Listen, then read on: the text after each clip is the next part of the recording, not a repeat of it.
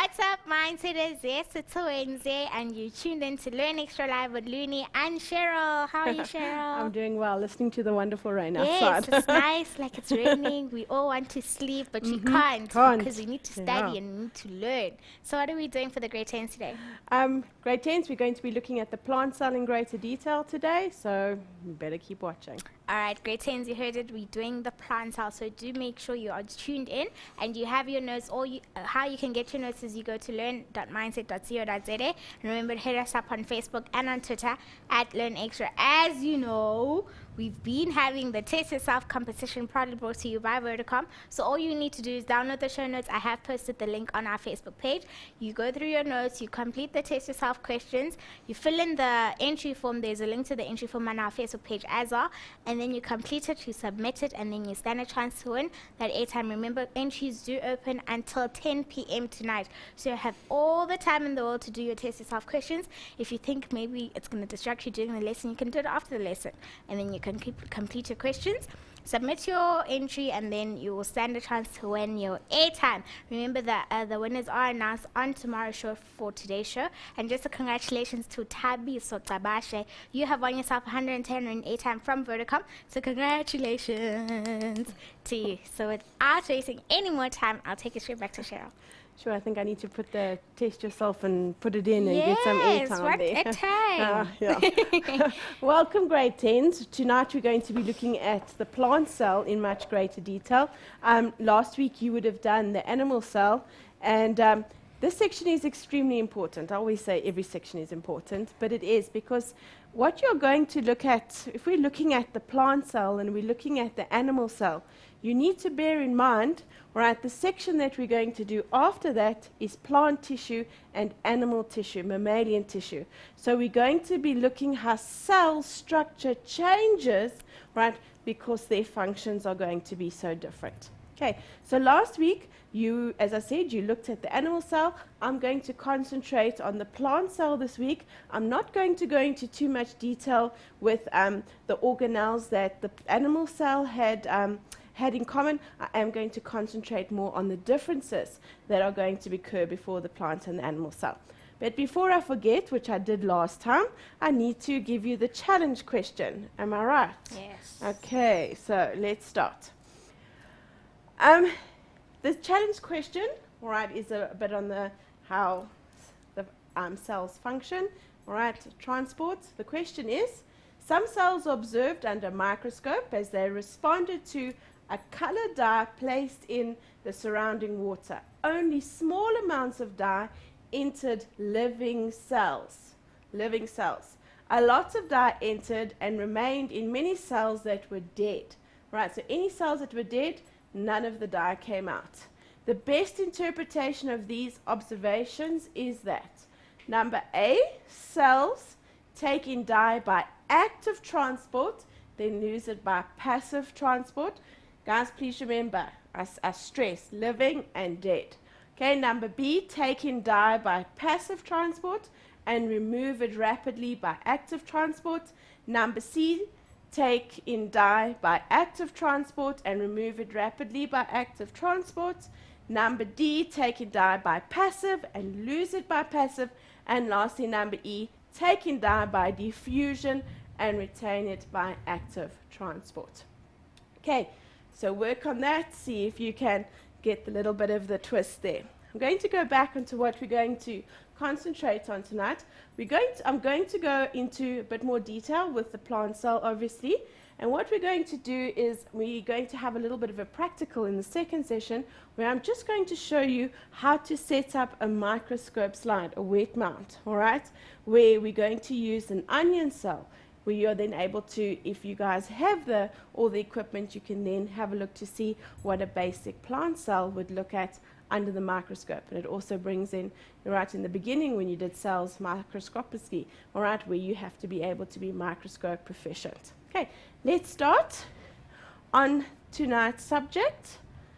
Okay, I have put, let me extend the page. There we go. Guys, when you do the cells, the one thing that I always tell my learners, my pupils to do, is when it comes to the cell, you need to draw it. all right? And it doesn't really matter how good you are at drawing, but when it comes to life science, it's a very visual subject, okay? You need to have a picture in your mind. When we put the pictures up here, it's there for a reason, because you need it's something that, all right, that you can see, that you can touch, that you can feel, all right? So when we look at the cells, last week you looked at the common structure of an animal cell. Okay, I'm sure you also went into eukaryotic cells, prokaryotic cells. We're looking specifically at eukaryotic cells. And often I tell my learners that these cells that we're studying don't exist. And then they look at me. I said, what they are is a model, okay? Because what we're going to look at, we're taking all the common things, all the things that a cell could have in it, all right, all the cells that we could, all the compartments or the components of an animal cell, all the components of a plant cell, all right, and we're showing you the parts. We're showing you the parts. But as I said to you in the beginning, you need to keep in the back of your mind, all right? Let's think about your body. I've got bone, I've got muscle, I've got blood, I've got nervous tissue, and they all have a different function. One is hard, one is soft, one carries a message. So they cannot all have the same structure. All right, if I want to have some soup in a bowl, it's going to be very difficult if I use a fork. All right, because that's not what it's meant for. Okay, so very often you need to think structure versus function.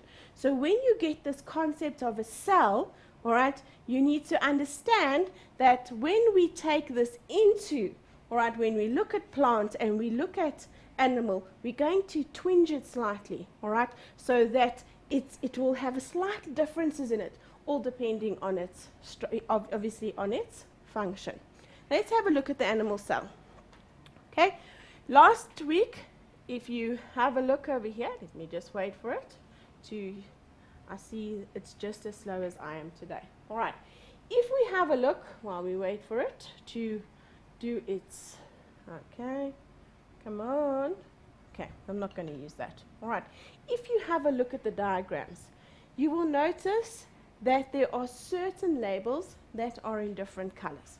And what I'm going to concentrate on is I'm going to concentrate on what makes a plant cell different to an animal cell. Now, while I'm going to go there, before I came to the show, onto the show tonight, all right, I was shown this fabulous website. So guys, if you are able to, it's www.cellsalive.com, all right. It's amazing, all right. If you can have a look behind me, such wonderful clear pictures of the plant and the animal cell, right, and you're going to see now all the functions and everything of the organelles come up. Okay, I'm going to go to the plant cell, and automatically when I go to the plant cell, you need to start thinking, all right, what has it got the same, what has it got in common, all right, with an animal cell? One of the things it must have is a nucleus, right? Because what is the governing body, all right, of a cell? What tells a cell what to do? A nucleus. So my nucleus, all right, with my nuclear membrane and my chromatin network, which is all my genetic material. Remember DNA, that's like in a tangle, that's all in the cell, right? What else must the cell be able to do? Here, have a look, mitochondria. All right, there you can see it. That's why I like this. It touches it and the whole thing comes right up there behind you. Mitochondria makes energy. All right, what do all cells need to be able to do? Undergo cellular respiration. All right, eukaryotic cells. So what do they need? They need mitochondria. So let's think, okay, need mitochondria. When we come to mammalian tissue, my muscle does a lot of work, needs a lot of energy. So maybe it's got more mitochondria, all right, than say another one of my cells. If we have a look here, so we've got mitochondria, we've got the nucleus. Leading from the nucleus, we will have, you can see, the endoplasmic reticulum. It can either be smooth, all right, I want to go there, can either be smooth or it can be rough. If it's smooth, go back there, it doesn't have any ribosomes on. ribosomes, right? Small little round structures. They're not round, they've got a funny shape, but they're going to be responsible for making protein. Okay? So cells, all cells need to do that. The endoplasmic reticulum, it's going to collect all those proteins that is made, it's going to transport it along, and it's going to take it to the Golgi apparatus. The Golgi apparatus is going to, all right, it's the post office of the cell. It's going to send it wherever it needs. Okay, I want to look at the three things that are different. Now remember, a plant cell, okay, a plant cell doesn't have a skeleton. So because it doesn't have a skeleton, its structure must give it support. And how does it do that? Number one, by a cell wall, all right? And how does it also do it? It does it by the vacuole, right? The vacuole. So if we have a look over there, right, I'm going to go back to my notes. If we go back over there, I'm going to go into the next one. And I want you to, I'm going to leave the most obvious for last, okay? You don't need to know the structure of the plant cell, of the cell wall, all right? But have a look at it. It's quite an intricate thing. But what you do need to know is it's hard, all right? It's hard, it's non-living, it's rigid. That's what we use. And very often when we look at our plant cell, okay, we often say that it has a regular shape. Right, because of that rigidness, okay, that hardness. Remember, as I said to you, plant cells don't have a skeleton, all right, an external, internal skeleton. So their cells need to be adapted to keep them upright, to strengthen them. So the cell wall surrounding it, all right, hard, rigid, okay, made of cellulose. When you guys eat it, you call it roughage, all right, roughage or fiber. Your body can't digest it, it goes through and it cleans your intestine. Nice, hard, solid, rigid, gives it the shape. The vacuole, if I go back to the animal cell, there's the vacuoles over there, right? They are small. In an animal cell, they're much smaller. They have the same function, right? Collect waste, etc., store water, but in a plant cell, they have a much greater. Okay, Luni, can I ask you to come here quickly for 1 minute? All right. Okay. I often do this in class and the kids always laugh. All right, I'm going to ask you to stand this way, facing me. Face you. Okay, now what happens is, Luni is a vacuole, all right? So what happens is, when the plant fills with water, the vacuole, and the word is turgid, all right? I am the cell wall, and I'm on the outside, and she's going to push outwards, okay, and I'm going to push inwards. Try that with your family at home. Oh. And what you will see is, what happened to our plant? It's nice and full. Yes. All right, thank you so much. Okay, so the vacuole, all right, the vacuole pushes out, turgor pressure, the cell wall pushes in, and you've got a full cell that keeps everything upright. What happens if you don't water your plants? Then the water goes out of the vacuole, and then what happens to your cell wall? It starts to crumble, and what happens to your plant? It wilts, okay? As soon as you put water in, what happens? The vacuole comes up, right? It swells, pressure against the cell wall, and there you've got support. So the animal cells don't need the vacuole for a support function. Okay, so the cell wall and the vacuole play quite an important role in the support of the cell. Then one of the most obvious, all right, structures that a plant cell has that an animal cell doesn't is this lovely green structure over here. I'm going to show you there. No, there we go. All right, let's have a look. We go up. Okay, the chloroplast. The chloroplast. And in grade 11, you are going to look at, all right, photosynthesis in much greater detail, where you're going to need to learn the whole structure of the chloroplast. But the chloroplast, all right, this is the organelle. The organelle, remember the little things that can do work? This is the organelle where photosynthesis is going to occur, because inside here, in these little stacks, all right, in these little, it's almost like, I always call them like little Smarties, and instead of chocolate in the middle, there's green chlorophyll, okay? And that green chlorophyll can photosynthesize. If we go back to our plant cell, again, All right. A plant cell doesn't only have to have chloroplasts, it can also have leucoplasts. Now, some of you might be having leucoplasts for dinner tonight, okay? It's how the plant stores starch. And those of you having potatoes, all right, you are going to be eating the leucoplasts. Leuco means colorless, all right? When you get to white blood cells, we use leukocytes. So leuco means colorless. And what is it? It's stored starch.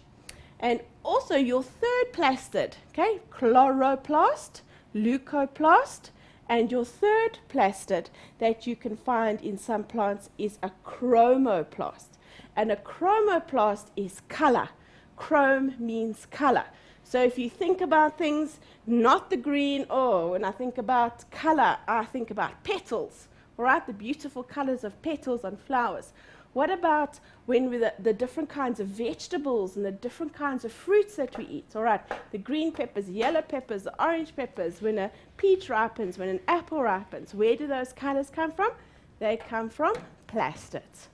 Okay, so when we look at our plant cell, right, there are three distinguishing: the cell wall, okay, the vacuole, large, remember the word there, turgid, all right, turgid, and our chloroplast, our cell wall, and our large vacuole. Okay, if I go back here again, you will see, ooh, slow today, all right. Okay, let's try it again. Okay, this seems to be, it's working like me today. It sometimes works and then it doesn't. And when you press with your... I keep on, my pen's not even working. So John always says to me, why do you have such a fear of smart? And now he knows why I have such a fear of smart. Because because it doesn't want to. I think it's time for a break so that we can sort me out. All right. And then we'll come back. Okay. Mindsetters, you are going to take a break. Congratulations once again to Tabi Sotabashe for winning 110 Rand Vodacom airtime. Congratulations to you. Make sure, Mindsetters, you do enter the Taste Yourself competition brought to you by Vodacom so that you can also win yourself airtime. Let's take a short break and we'll see you straight after this.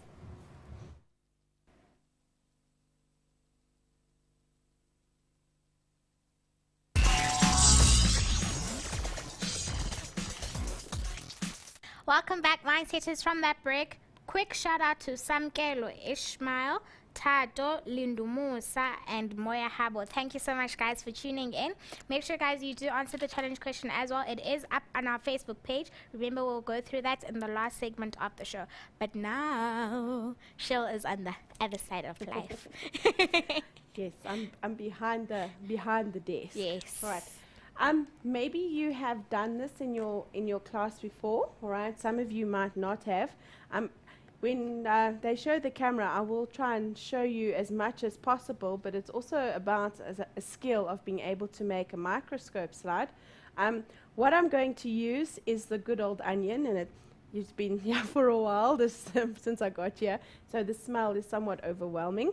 Right? What we're going to see, if you see, have a look over here, the onion is a plant cell.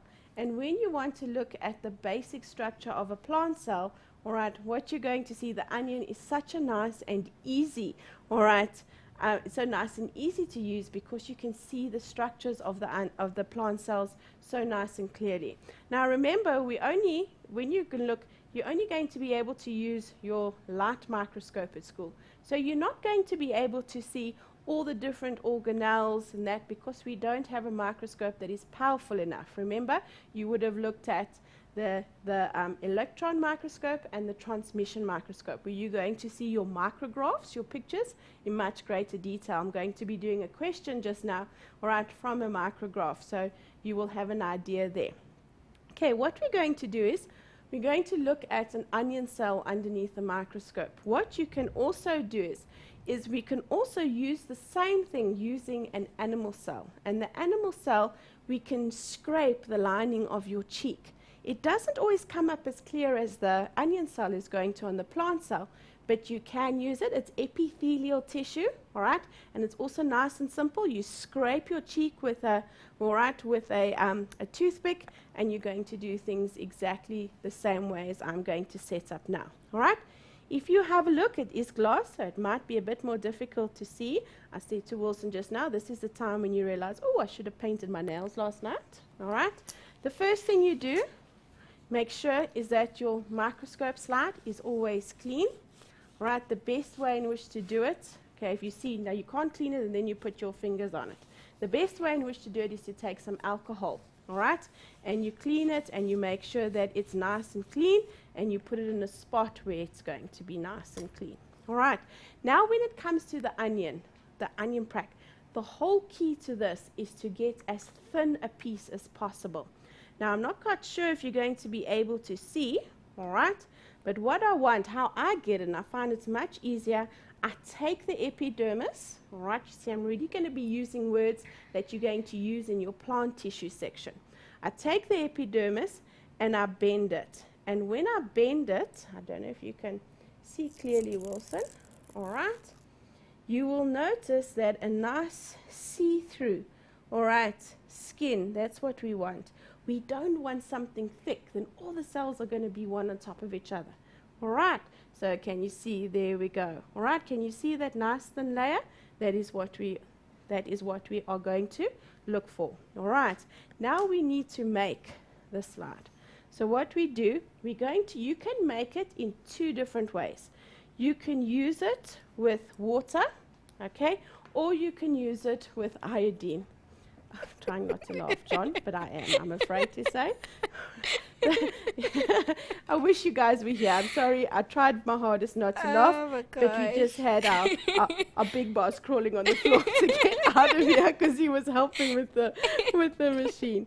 All right, hey Looney.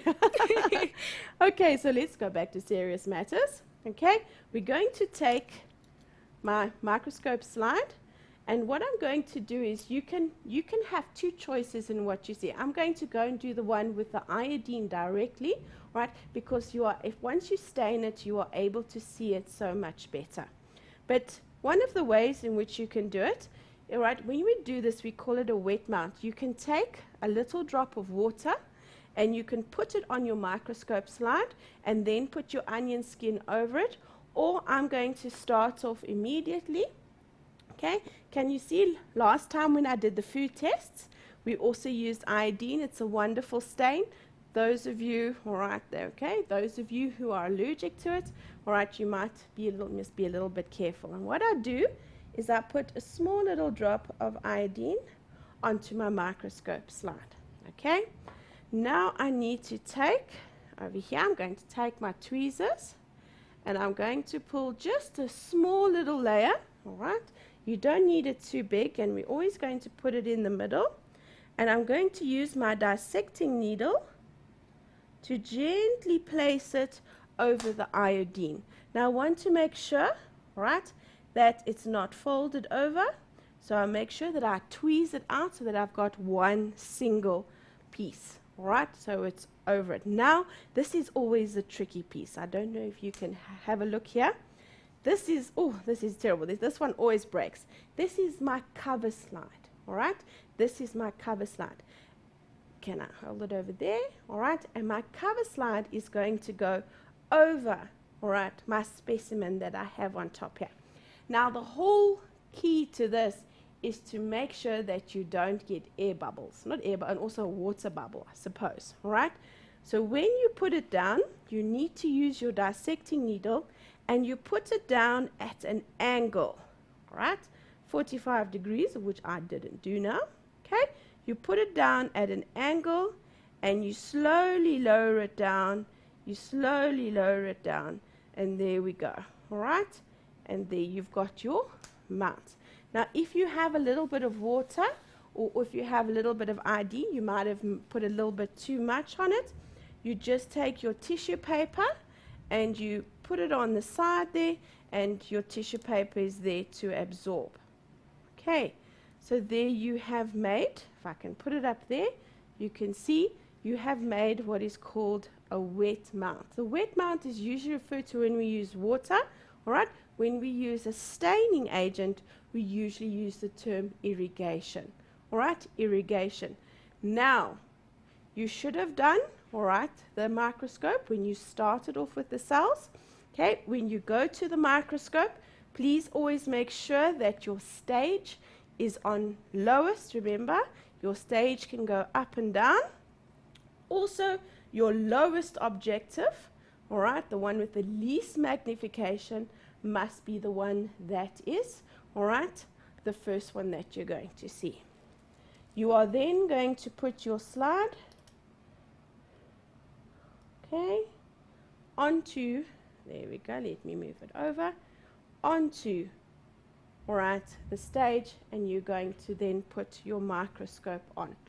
Okay, and I'm sure then that you obviously are going to start to focus, and when you focus, can you remember you use the coarse adjustment knobs? If I turn it to the side, you're going to use the coarse adjustment knobs, all right, to get the stage up to the top, all right, and you're focusing through the eyepiece, the ocular, until it is clear. Also underneath you have your diaphragm, which enables you to control the amount of light that is going to, all right, be reflected onto your specimen. And then, just for a little bit of fine tuning, you can use the fine adjustment knob. When you from there, you take your pencil and you start drawing, all right, a couple of cells that you see. Remember, when you start drawing, you need to put the magnification in. And if you have a look, the ocular here, the magnification on here is 10 times. All right, if we have a look at our objective, the magnification there is 4. So when you look under the lowest objective, you are looking at something 40 times larger. Okay? Now if you want to see it a little bit bigger, you then take your next objective and you put it down. From here, you may not touch these coarse adjustment knobs. You use the fine ones because we don't want the stage to come up, because if it does, it's going to hit the lens and it's going to break the lens. Okay? So, see, you can't see anything happening. That's fine, but it is adjusting it, nice fine-tuning it inside there. Okay? So once you have gone from your lowest to your next objective, you don't touch your coarse adjustment knobs, just your fine adjustment knobs. And each time when you want to draw, so if I want to draw it at this, all right, stage, 10 times for my ocular, and if I have a look over here, this is 10 times as well. So I'm looking at something 100 times bigger. Okay? And as I said to you, it was nice and easy. As I said to you, I can do the same thing. I can take some scrapings from the inside of my mouth, place it on there as well with a drop of water, and then you can see what animal cells look like. Okay, we're ready to go back to the questions now. Yes. Can I leave here? Let me send quick shout outs to Katle Hopenyo Hunadi, Snentlahla Siyabonga, More Love, Keletso Oluwole, Neo Tepo, Harry Lloyd, and Charmaine. Hi guys, thank you for tuning in. Cheryl. Welcome. My board is now working again. All right, and the pen is now able to work. Okay, guys, we're now going to look at some of questions that we can ask when it comes to the plant and the animal cell. I often tell my students again to study by using an annotated diagram. And what an annotated diagram is you draw the cell, you label it, and you label each of the organelles what its function is. All right, so that other little cells alive thing that I did, all right, you can also go and you put all the, that's almost like an annotated diagram. And it's quite simple because most of the organelles are the same in the plant and the animal. So if you know the functions, all right, of one of the cells, then it's just the differences that you have to then go and concentrate on. Okay, and now that we looked at the microscope, the first question that you have to know is on, and also what you need to concentrate on, what is the difference? When I look at it, can I see, is it a plant? Is it an animal cell, and why? That's very often the typical question that you are going to get. Okay, let's start. A grade 10 pupil submitted the following drawings of animal cells, all right, so we know, and plant cells that she viewed under the light microscope. So let's answer the questions. Okay, first one, as I say to you, all right, a very typical question. When you get the cell, very often they're going to say, is this a plant cell or is it an animal cell? Then you must identify it, okay? And then they're going to say, give me reasons why. Okay, so let's have a look over here. So which of the following drawings, A or B, represents plant cells? Okay, now if we were to have looked underneath the microscope at the onion, this is pretty much what you're going to see. Okay, now when the first thing that you look at, those that have a regular shape are your plant cells, and those who tend to have a rather rounder shape are going to be your animals. Okay, so my plant cell is going to be A, right, and my animal cell is going to be B. All right, now if you get those confused, right, that's going to be a bit difficult for you if you have to answer questions from that. All right, now it says state 2 visible. All right, that is the key word there. All right, differences between cells A and B. Now, I think the best thing there, if you to be kind to your teacher, is always pretty much to put it into a table form. All right, so I'm going to do that. I know that cell A is a plant, and I'm going to say A plant. And I know B, because I've said it before, animal cell. All right, now, some of you might go in and say, oh, the first thing you go and you look at, okay, is, oh, there's chloroplasts in there. No, okay. What did it say? List 2 visible things that you can see. All right. Now, if I look at that, I'm going to see, all right, that plant A and B both have cell membranes. Here's the cell membrane of a plant cell, and there's the cell membrane of an animal cell. So that is going to be similar. It says here, state 2 visible differences. All right. So just looking at them without going into the structure, what would be the first thing? A, plant cell, has a regular shape, right? Whereas my animal cell has an irregular shape. That's one of the answers. All right, now having a look over here, the white dots probably, all right, is cytoplasm. So if I look at my plant cell over here, my cytoplasm is all pushed into the corner, right? And that is not cytoplasm, right? So I can then say, because it's visible, that this is going to be a vacuole, right? So my plant cell has a large vacuole, right? And my animal cell, I do not see anything here, has none. I can see a third difference as well, because if I look here, I can see that there's my cell membrane, and I've got this different, looks like 2 membranes, all right? Look like 2 structures that are surrounding it. So what do I know?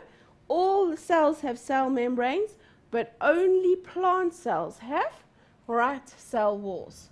So I can see a cell wall, all right, and there's no absent, nothing there. There we go, all right.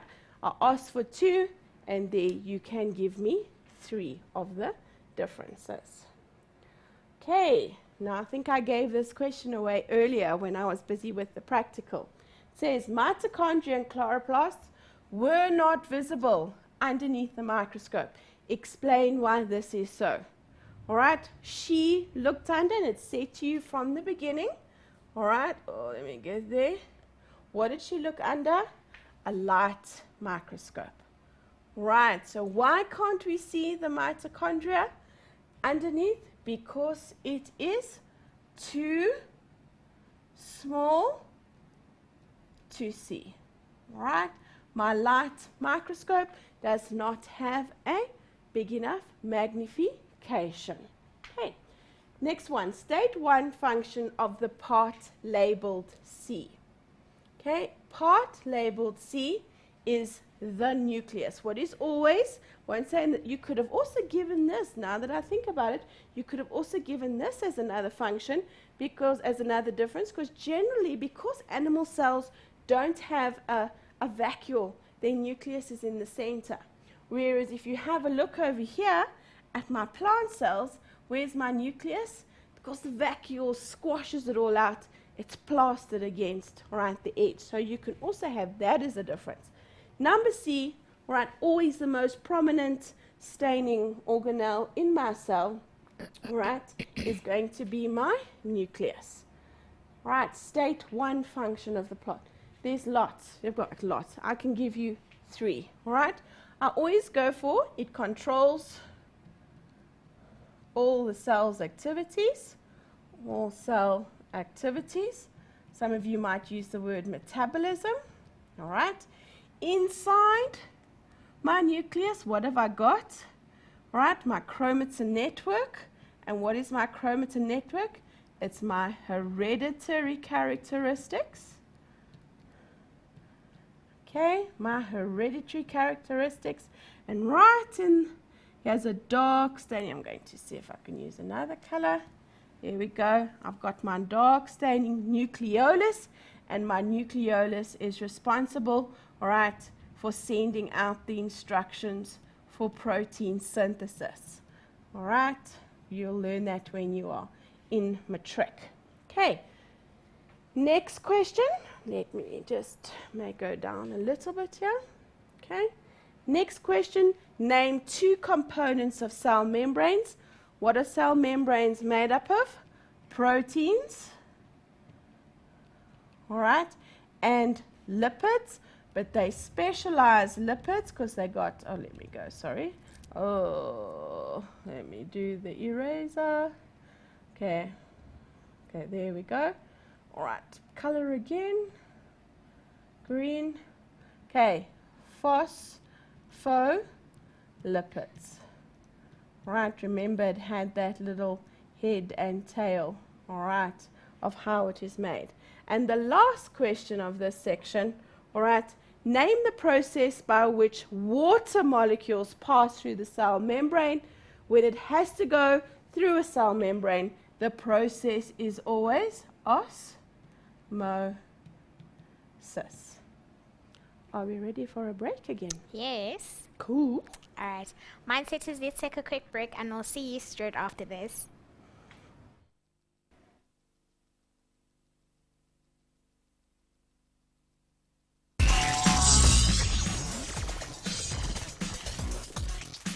Welcome back, Mindsetters. From that break, it's now time for the challenge question. A lot of you guys have tried to answer it on our Facebook page, so now Cheryl is going to help us solve the challenge question.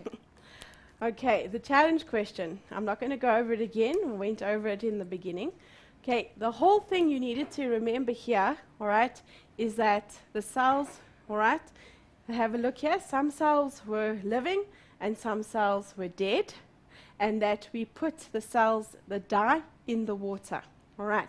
So this question is actually related. You should have gathered from the answers that you could have given, all right, on passive transport, which is osmosis, diffusion, all right, on active transport.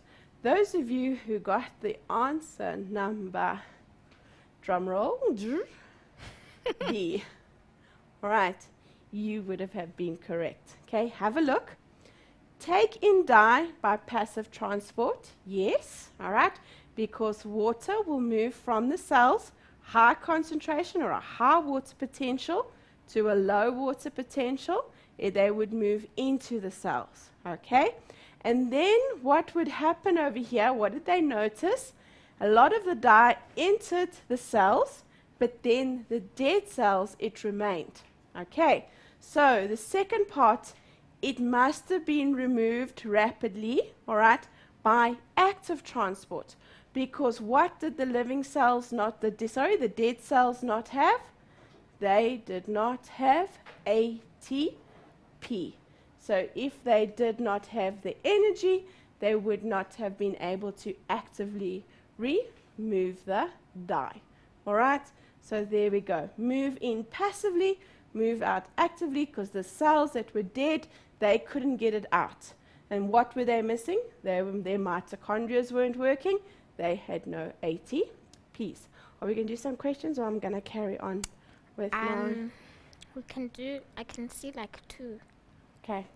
Okay, now 3. Oh, 3. Let's start with Tato. Okay, there's 2 from Tato. Okay. The first one, which are organelles only found in plant cells? Okay, the organelles only found in plant cells are going to be 1, actually. All right, and that is going to be your chloroplast. Okay. A vacuole is found in a plant cell, and it's found in an animal cell. But in a plant cell, it's much bigger. The cell wall is not an organelle. All right? An organelle is, listen carefully, a membrane-bound structure. All right? And the organelles inside the cells, all right, a chloroplast is a membrane-bound structure. The cell wall is actually not living. It's dead. All right? So it's not an organelle. And then another one from Tato, what is osmosis? What is osmosis? Yes. All right. Okay. Very important question. Okay, osmosis. Now listen carefully, because this is a rhyme, not a rhyme, something you need to know. Okay. Osmosis is the movement of water. I'm going to, all right, key things. Is the movement of water from a high concentration to a low concentration. All right, and the next thing, very important, across a semi-permeable membrane. Okay. If I spray deodorant here in the studio, deodorant, if I spray it over here, Looney will eventually get to, all right, smell it, because it'll move from a high, but these are gas molecules, all right? If I spill water down the hill, it's going to go down from a high to a low. When we're talking about osmosis, what we need is, have a look over here. All right, I always give this example to my kids. When you peel potatoes, go and try this at home. It's a lovely way. Go and peel a potato, okay? Those of you who make homemade chips, I'm sure you're using this and you're not even quite sure why. Go and peel a potato, cut it up into potato chips. Take some of the chips and leave it on the side of the board, all right? Take the rest of the chips and put it into water. So here's my potato chips in water. Osmosis says water is going to move from a high to a low. Here's lots of water, high. We say high water potential. Here is a little bit of water. So water will move from here into here. Now, what does it have to cross? It has to cross cells. All right? So osmosis, you need to go from a barrier. So you go through a cell, you need to go through the cell membrane, through another cell membrane. All right? Diffusion, all right, it's easy to move. It goes through easily. All right, so water, all right, from a high to a low, through a semi-permeable, you might use the word selectively permeable membrane. Okay. And then Tepi is asking, can plant cells not have one of the 3 plastids? And if yes, what effects does this have on the whole cell? Okay, say that again. Can they have this? They can have all of them. Oh, okay. Yeah. Okay. You will usually find chromoplasts, the colored ones. You're not usually going to find leucoplasts. Your potatoes, if you have a look, your potatoes really don't have a flower. But if you think of a flower, all right, the flower is the chromoplast. And what color do plants need to photosynthesize? The green, all right, of the leaves. So if you think of your potato is actually a root, okay? It's actually a stem.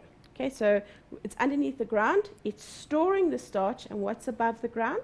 That starch needs to be made by photosynthesis. So it makes and it goes down. You know us, we eat food and you know where we store it. All right, the potato is its storage.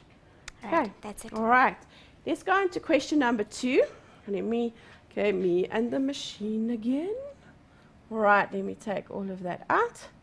If you have a look, the questions that they ask on the plant cell, all right, are often pretty much the same, all right, in the nature of it, as I said. Okay, let's have a look at this one. Here, it tells you it's a micrograph picture. So remember what I said, the previous one, She saw very little detail because it was underneath a light microscope. Here, it is a micrograph, which leads us to the very first question. All right, and the very first question is, what type of microscope was used to obtain this?